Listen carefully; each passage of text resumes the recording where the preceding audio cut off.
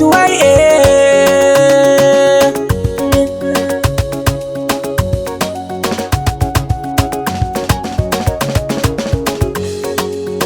Allah ya sani ke ɗaya ce cikin zuciya, bana son wata da ke ɗaya zana so ta biya.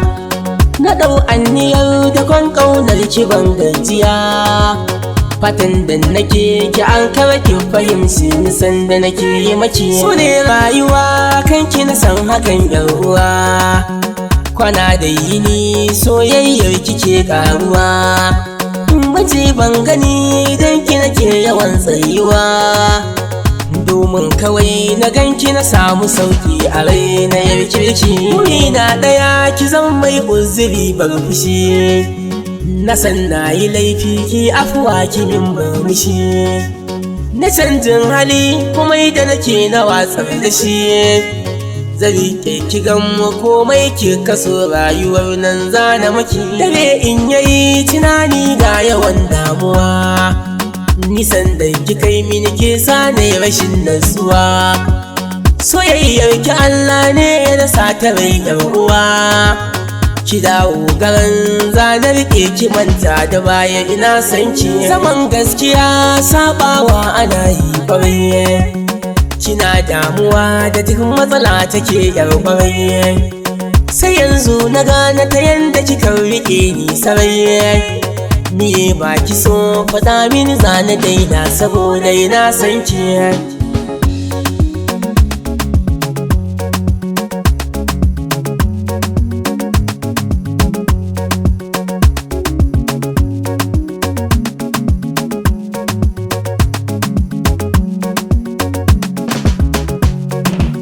Kice wadda zan iya baiwa gaba ɗayan rayuwa, kowa ya sani kin zambin kamar makawa.